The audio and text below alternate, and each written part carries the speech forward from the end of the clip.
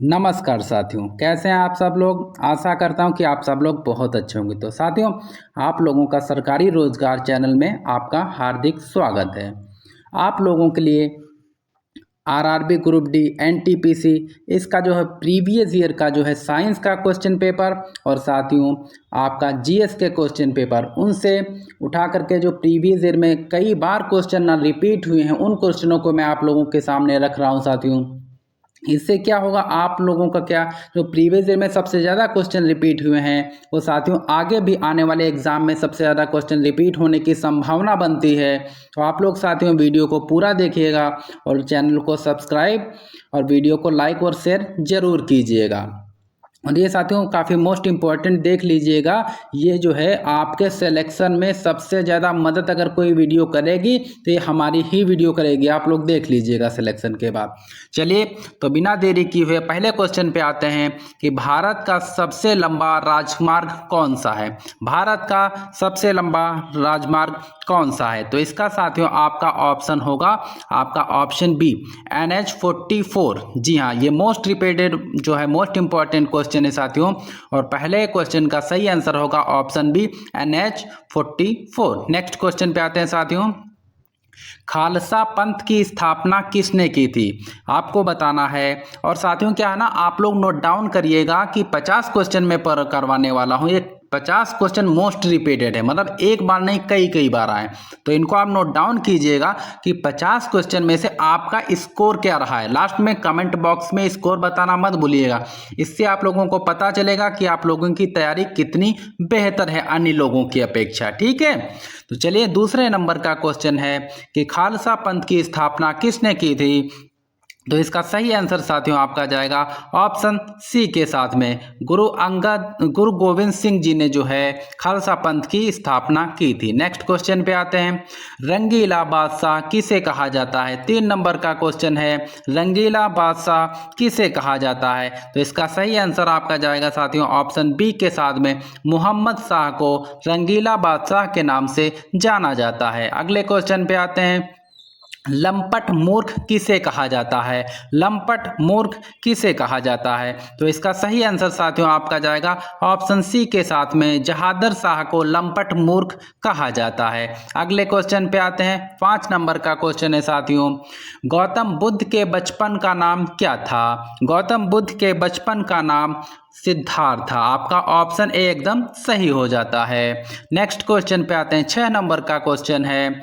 लोकसभा में अधिकतम सदस्यों की संख्या कितनी होती है? लोकसभा में काफी इंपॉर्टेंट क्वेश्चन, इसमें साथियों कंफ्यूजन बहुत होता है, तो इसलिए आप लोग नोट डाउन कीजिएगा कि लोकसभा में अधिकतम सदस्यों की संख्या कितनी होती है। तो इसका सही आंसर साथियों आपका जाएगा ऑप्शन बी के साथ में 552 जो है सदस्यों की संख्या होती है। नेक्स्ट क्वेश्चन पे आते हैं। कथकली किस राज्य का लोक नृत्य है? कथकली किस राज्य का लोक नृत्य है? ऑप्शन ए आपका है Kerala, option B Karnataka, option C Tamil Nadu, option D Uttar Pradesh. तो इसका सही आंसर साथियों आपका जाएगा ऑप्शन ए के साथ में कथकली जो है वो केरल का जो है वह लोक नृत्य है। और साथियों अगर जो है तमिलनाडु की बात की जाए तो भरतनाट्यम जो है वह तमिलनाडु का लोक नृत्य है। और साथियों आप लोगों को एक ट्रिक बता देता हूँ, लगभग में अगर तुक्का लगाना आप लोगों को नहीं क्वेश्चन आ रहा तो जिस जिस नृत्य में लोक नृत्य में कली पीछे जुड़ा आ रहा है, कोई भी जैसे आगे आपका लोक नृत्य जिसमें कली पीछे जुड़ा हुआ है वो केरल से ही संबंधित होगा। ये लोग आप लोग ध्यान रखिएगा, एग्जाम में काम आएगा।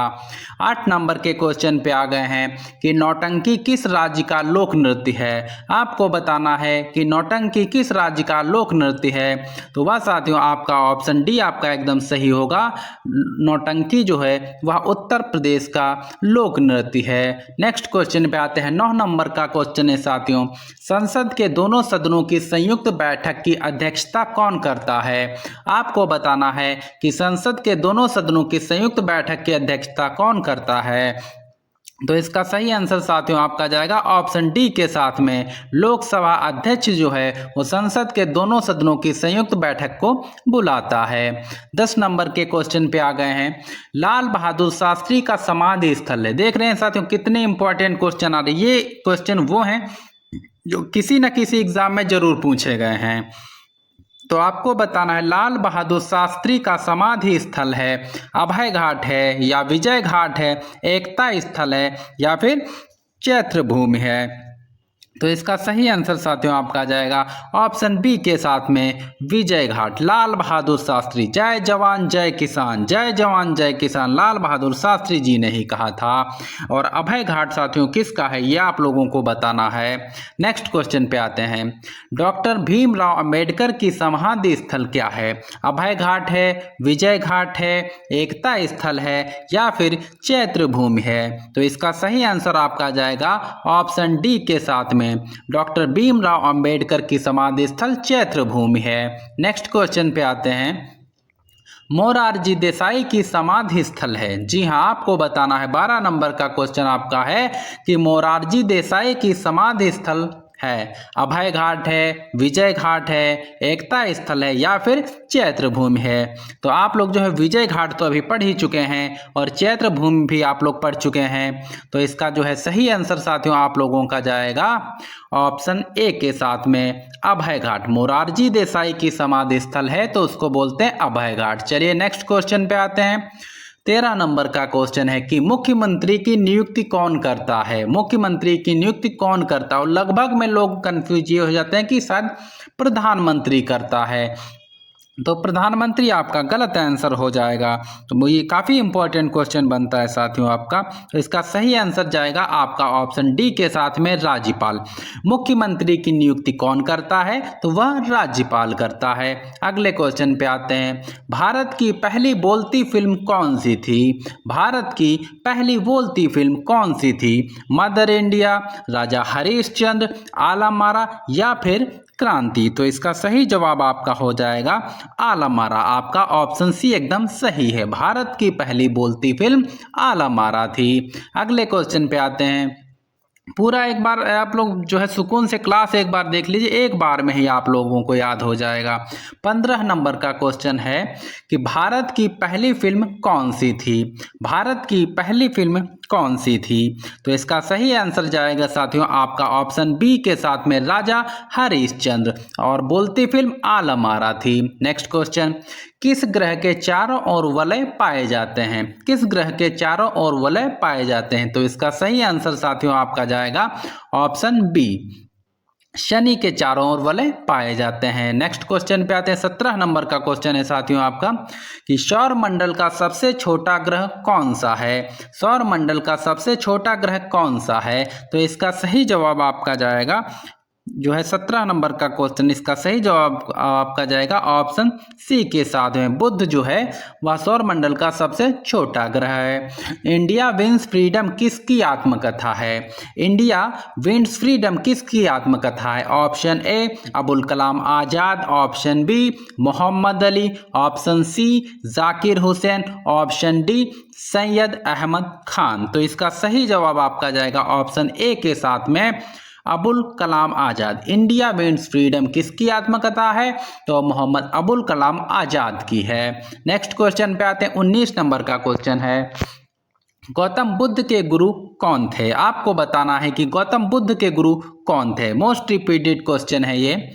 इनके गुरु का नाम आपको बताना। ऑप्शन ए कह रहा है Alar Kalam, option B Kapil, option C Patanjali, option D Panini. तो इसका सही जवाब आपका जाएगा ऑप्शन ए के साथ में अलार कलाम जो है गौतम बुद्ध के गुरु थे। गौतम बुद्ध ने 2 गुरु किए हुए थे। आपको बताना है कि दूसरे गुरु का नाम क्या है। आप लोगों को पता चल जाएगा कि कितनी आप लोगों की तैयारी है। अगर आप लोगों को दूसरे गुरु का नाम पता है तो आप लोग कमेंट बॉक्स में ज़रूर बताइएगा। और हाँ, आप लोगों को माँ की कसम है, आप लोग मेहनत करते रहिए साथियों, क्योंकि जब तक मेहनत नहीं करेंगे तब तक सिलेक्शन नहीं होगा। नेक्स्ट क्वेश्चन पे आते हैं। 20 नंबर का क्वेश्चन है, पहला संविधान संशोधन कब हुआ था? 1951 में हुआ था, 1976 में हुआ था, 1955 में हुआ था या फिर 1971 में हुआ था?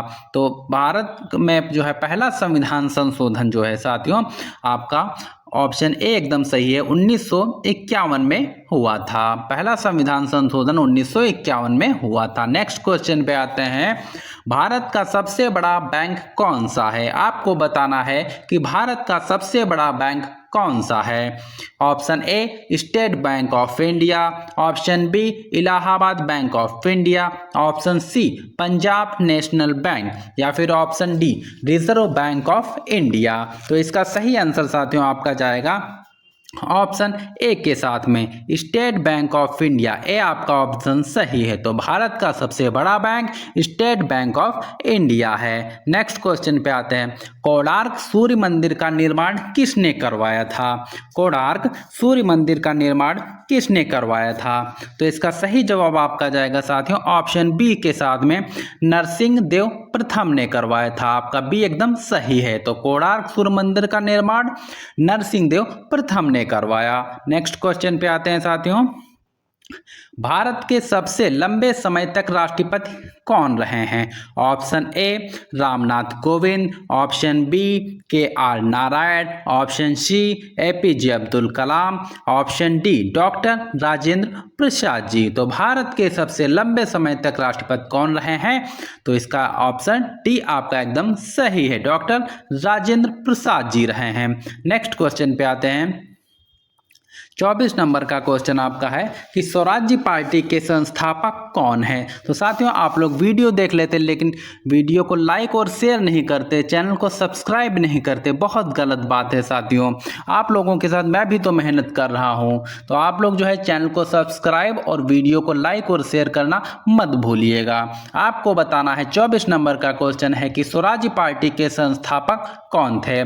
Option A Jawaharlal Nehru, option B Motilal Nehru, option C Lala Lajpat Rai, option D Mahatma Gandhi. तो इसका सही जवाब आपका हो जाएगा ऑप्शन बी मोतीलाल नेहरू। स्वराज्य पार्टी के संस्थापक कौन थे? वो थे मोतीलाल नेहरू। नेक्स्ट क्वेश्चन पे आते हैं, 25 नंबर का क्वेश्चन है, किस मुगल शासक ने अपनी आत्मकथा लिखी है? किस मुगल शासक ने अपनी आत्मकथा लिखी है? Option A Babur, option B Humayun, option C Akbar, option D Shahjahan. तो इसका सही जवाब आपका जाएगा ऑप्शन ए के साथ में, बाबर ने अपनी आत्मकथा लिखी है। और किस नाम से लिखी है ये आप लोग कमेंट बॉक्स में बताइएगा, ठीक है। नेक्स्ट क्वेश्चन पे आते हैं, 26 नंबर का क्वेश्चन है, क्षेत्रफल की दृष्टि से भारत का विश्व में कौन सा स्थान है? 5वां स्थान है, 7वां स्थान है, 8वां स्थान है या फिर 60वां स्थान है? तो आपका सही जवाब आपका जाएगा साथियों जो है ऑप्शन बी के साथ में 7वां स्थान है। नेक्स्ट क्वेश्चन पे आते हैं, भारतीय तट रेखा की लंबाई कितनी है? काफ़ी इंपॉर्टेंट क्वेश्चन आपका हो जाता है साथियों, और ये बहुत कंफ्यूजन भी होता है इसमें, तो आप लोग नोट डाउन साथ में कर लीजिएगा कि भारतीय तट रेखा की लंबाई कितनी होती है। तो इसका ऑप्शन बी आपका एकदम सही है साथियों। जी हाँ, ऑप्शन बी जो है आपका एकदम सही है। 7516 किलोमीटर ये भारतीय तट रेखा की लंबाई है। और आप लोगों को बता दें, जो भारतीय तट रेखा है साथियों, समुद्री तट रेखा, इसमें जो गुजरात है उसकी सबसे ज़्यादा लंबाई है उसके तट की। नेक्स्ट क्वेश्चन पे आते हैं, आप लोग अगर आप लोगों को आता है तो आप लोग ज़रूर बताइएगा कि सबसे कम जो है तटीय समुद्री तटीय रेखा किस राज्य की है, ठीक है। 28 नंबर का क्वेश्चन है, राजा राम मोहन राय को राजा की उपाधि किसने दी थी? आपको बताना है कि राजा राम मोहन रॉय को राजा की उपाधि किसने दी थी। मतलब ये पहले से राजा नहीं थे, इनको उपाधि दी गई थी राजा की। पहले इनका नाम राम मोहन रॉय था। तो इनको राजा की उपाधि किसने दी थी? महात्मा गांधी ने दी, रविन्द्रनाथ टैगोर ने दी, अकबर द्वितीय ने दी या फिर सुभाष चंद्र बोस ने दी। तो आप लोग गेस कर पा रहे होंगे कि राजा राम मोहन रॉय के समय पे जो है ये सभी लोग नहीं थे। कौन था उस समय पे? अकबर द्वितीय था। आपका ऑप्शन सी एकदम सही है। नेक्स्ट क्वेश्चन पे आते हैं, 29 नंबर का क्वेश्चन है, मौलिक अधिकार किस देश के संविधान से लिए गए हैं। आपको बताना है कि मौलिक अधिकार किस देश के संविधान से लिए गए हैं। ऑप्शन ए रूस से लिए गए, ऑप्शन बी फ्रांस से लिए गए, ऑप्शन सी ब्रिटेन से लिए गए या फिर ऑप्शन डी अमेरिका से लिए गए। तो मौलिक अधिकार किस देश से लिए गए हैं, तो वो जो है अमेरिका से लिए गए हैं। आपका ऑप्शन डी एकदम सही है। नेक्स्ट क्वेश्चन पे आते हैं। 30 नंबर के क्वेश्चन पे हम आ गए हैं। मोस्ट इंपॉर्टेंट क्वेश्चन और काफ़ी बार ये रिपीट हुआ है साथियों कि नीति निर्देशक तत्व किस देश से लिए गए हैं। नीति निर्देशक तत्व किस देश से लिए गए हैं, तो इसका सही जवाब आपका हो जाएगा ऑप्शन सी, आयरलैंड से जो है नीति निर्देशक तत्व लिए गए हैं। 31 नंबर के क्वेश्चन पे हम लोग आ गए हैं। राष्ट्रपति संसद के किस सदन का सदस्य होता है। आपको बताना है कि राष्ट्रपति संसद के किस सदन का सदस्य होता है, तो इसका सही जवाब होगा साथियों किसी का भी सदस्य नहीं होता। आपका ऑप्शन डी एकदम सही है। चलिए नेक्स्ट क्वेश्चन पे आते हैं। 32 नंबर का क्वेश्चन है और काफ़ी मोस्ट इंपॉर्टेंट क्वेश्चन है साथियों। ये कई बार जो है पूछा गया, यहाँ तक कि ये रेलवे में ही नहीं एसएससी में भी मैं देख रहा था कि कई बार पूछा गया है कि दास कैपिटल पुस्तक के लेखक कौन है। Option A Rousseau, option B Karl Marx, option C Gutenberg, option D Tolstoy. तो इसका सही जवाब आपका जाएगा ऑप्शन बी के साथ में कार्ल मार्क्स। दास कैपिटल किसने लिखा है, तो वो कार्ल मार्क्स ने लिखा है। नेक्स्ट क्वेश्चन पे आते हैं। 33 नंबर का क्वेश्चन है, ब्लू माउंटेन के नाम से किस पहाड़ी को जाना जाता है। ब्लू माउंटेन के नाम से किस पहाड़ी को जाना जाता है। अरावली को, नीलगिरी को, सतपुरा को या फिर मैकाल को। तो ब्लू माउंटेन के नाम से अगर किसी को जाना जाता है तो वो है नीलगिरी की पहाड़ी। आपका ऑप्शन बी एकदम सही है। तो ब्लू माउंटेन के नाम से नीलगिरी पहाड़ी को जानते हैं। 34 नंबर के क्वेश्चन पे आ गए हैं। वेदों की संख्या कितनी है, और आप लोगों को इनके नाम बताने होंगे कमेंट में, अगर आते हैं तो। फिलहाल पता नहीं आते हैं कि नहीं आती, तो पता ही चल जाएगा आप लोग जब कमेंट करेंगे कि वेदों की संख्या कितनी है। तो वेदों की संख्या 4 है। ऑप्शन ए आपका बिल्कुल सही। इनके नाम आप लोग जरूर बताइएगा। 35 नंबर के क्वेश्चन पे आ गए हैं कि विश्व का सबसे ऊंचा ज्वालामुखी कहाँ पर स्थित है। आपको बताना है कि विश्व का सबसे ऊंचा ज्वालामुखी पर्वत कहाँ पर स्थित है। जापान, फिलीपींस, इक्वाडोर या फिर हवाई द्वीप। तो इसका सही आंसर जाएगा साथियों इक्वाडोर। आपका ऑप्शन सी एकदम सही है कि विश्व का सबसे ऊंचा ज्वालामुखी पर्वत कहीं पर स्थित है, तो वो है इक्वाडोर। नेक्स्ट क्वेश्चन पे आते हैं। 36 नंबर का क्वेश्चन है, भूगोल का जनक किसे कहा जाता है। आपको बताना है कि भूगोल का जनक किसे कहा जाता है। भूगोल का जनक किसे कहा जाता है। Option A Herodotus, option B Anaximander, option C Eratosthenes, option D हितेकियस। तो इसका सही आंसर साथियों आपका जाएगा ऑप्शन डी के साथ में। चलिए नेक्स्ट क्वेश्चन पे आते हैं। इतिहास का जनक किसे कहा जाता है। आपको बताना है कि इतिहास का जनक किसे कहा जाता है। तो इसका सही जवाब आपका हो जाएगा ऑप्शन ए हेरोडोटस को जो है इतिहास का जनक कहा जाता है। इतिहास का जनक किसे कहा जाता है, तो हेरोडोटस को इतिहास का जनक कहा जाता है। नेक्स्ट क्वेश्चन 38 नंबर का है साथियों, वेल्थ ऑफ नेशन पुस्तक के लेखक कौन है। वेल्थ ऑफ नेशन पुस्तक के लेखक कौन है। Option A Adam Smith, option B Marshall, option C Pigou, option D King. तो 38 नंबर का क्वेश्चन है कि वेल्थ ऑफ नेशन पुस्तक के लेखक कौन है, तो वो है एडम स्मिथ। आपका ऑप्शन एकदम सही हो जाएगा। नेक्स्ट क्वेश्चन पे आते हैं। किस शासक की चौगान, जिसको हम पोलो बोलते हैं, खेलते समय घोड़े से गिरकर मृत्यु हो गई थी। आप लोग बताइए कि पोलो में कितने खिलाड़ी होते हैं। चलिए, किस शासक की चौगान पोलो खेलते समय घोड़े से गिरकर मृत्यु हो गई थी, वो कौन था। इल्तुतमिश थे, बलबन या फिर कुतुबुद्दीन ऐबक या फिर नसीरुद्दीन महमूद। तो 39 नंबर का क्वेश्चन है। तो चौगान पोलो खेलते समय जो है वो कुतुबुद्दीन ऐबक की मृत्यु हो गई थी। आपका ऑप्शन सी एकदम सही है। नेक्स्ट क्वेश्चन पे आते हैं। 40 नंबर का क्वेश्चन है साथियों कि क्रिकेट का मक्का किस स्टेडियम को कहा जाता है। आपको बताना है कि क्रिकेट का मक्का किस स्टेडियम को कहा जाता है। मेलबर्न क्रिकेट ग्राउंड को कहा जाता है, या फिर लॉर्ड्स क्रिकेट ग्राउंड को कहा जाता है, या फिर ऑप्शन सी आपका वानखेड़े स्टेडियम को कहा जाता है, या फिर option D Sydney cricket ground को कहा जाता है। तो इसका सही जवाब आपका होगा Lord's cricket ground. Option B आपका एकदम सही है। तो क्रिकेट का मक्का किस स्टेडियम को कहा जाता है, तो वो है लॉर्ड्स क्रिकेट ग्राउंड को कहा जाता है। नेक्स्ट क्वेश्चन पे आते हैं। 41 नंबर का क्वेश्चन है, राष्ट्रीय मतदाता दिवस कब मनाया जाता है। काफ़ी मोस्ट इंपॉर्टेंट क्वेश्चन है कि राष्ट्रीय मतदाता दिवस कब मनाया जाता है। 23 जनवरी को, 25 जनवरी को, 27 जनवरी को, या फिर 30 जनवरी को। तो इसका सही जवाब आपका जाएगा कि 25 जनवरी को जो है राष्ट्रीय मतदाता दिवस मनाया जाता है। चलिए नेक्स्ट क्वेश्चन पे आते हैं।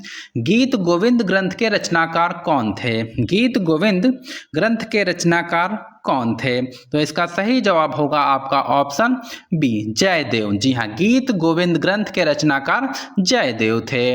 नेक्स्ट क्वेश्चन पे आते हैं साथियों। आजाद हिंद फौज की स्थापना कहाँ हुई थी।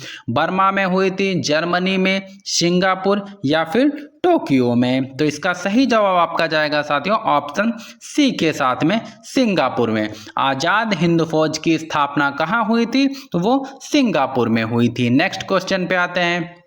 44 नंबर का क्वेश्चन है, मोस्ट इंपॉर्टेंट क्वेश्चन है। इसमें कंफ्यूजन बहुत होता है, ध्यान रखिएगा आप लोग कि किस मौलिक अधिकार को 44वें संविधान संशोधन के द्वारा जो है हटा दिया गया था। जी हाँ, आवाज की स्वतंत्रता, धर्म की स्वतंत्रता, संपत्ति का अधिकार, या फिर धर्म निरपेक्षता। तो धर्म निरपेक्षता तो कभी नहीं हट सकती है। तो इसका सही जवाब आपका हो जाएगा कि संपत्ति का अधिकार को हटा दिया गया था। चलिए नेक्स्ट क्वेश्चन पे आते हैं। 45 नंबर का क्वेश्चन है और हमें जो है पूरे 50 क्वेश्चन करने हैं साथियों, और इसमें से देखते हैं किसके ज्यादा सही। जिसके ज्यादा सही होंगे मैं दुआ करूंगा कि उसका सिलेक्शन जरूर हो जाए। किसने एक्सरे का आविष्कार किया था।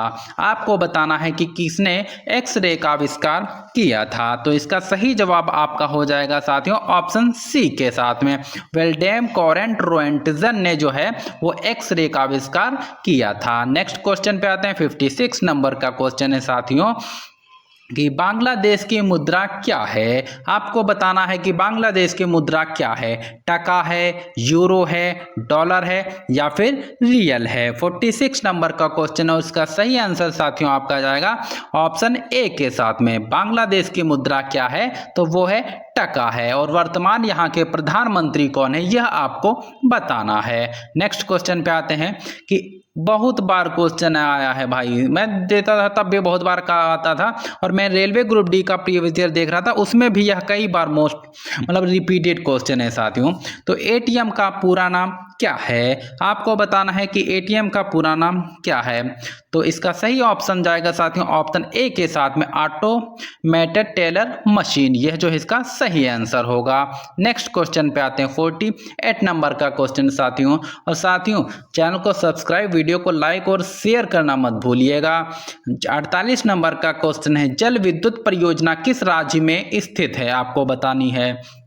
तो इसका सही जवाब आपका जाएगा साथियों ऑप्शन बी के साथ में जम्मू और कश्मीर में जल विद्युत परियोजना स्थित है। नेक्स्ट क्वेश्चन पे आते हैं। 49 नंबर का क्वेश्चन है, भारत पाक सीमा रेखा किस नाम से जानी जाती है। गॉर्सन रेखा, रेडक्लिफ रेखा, डूरंड रेखा, मैकमोहन रेखा।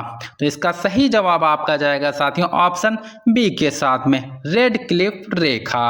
आपको ये बताना है कि मैकमोहन रेखा किन दो देशों के बीच में आती है। नेक्स्ट क्वेश्चन और लास्ट क्वेश्चन पे आ गए हैं साथियों कि भारत में एकमात्र सक्रिय ज्वालामुखी कहाँ स्थित है। आपको बताना है भारत में एकमात्र सक्रिय ज्वालामुखी कहाँ स्थित है। Option A Kacheguda, option B Barren द्वीप Andaman Nicobar, option C Tamil Nadu, option D Pondicherry. तो इसका सही जवाब आपका साथियों आपका जाएगा ऑप्शन बी के साथ में, बैरंद्वीप अंडमान निकोबार में। तो साथियों आप लोग बताइए हमारा जो है वीडियो आप लोगों को कैसा लगा, और ये आरआरबी के मोस्ट इंपॉर्टेंट क्वेश्चन है साथियों, जो आप लोगों के जो है सिलेक्शन को ये मजबूती के साथ करेंगे साथियों। इससे क्या होगा, आप लोगों का कोई क्वेश्चन गलत ना होने पाए, क्योंकि नेगेटिव मार्किंग में बहुत लोगों के क्वेश्चन गलत हो जाते हैं। और अगर इसकी पीडीएफ चाहिए तो साथियों आप लोग हमारे टेलीग्राम चैनल पर आए, वहाँ पे पीडीएफ मिलेगी।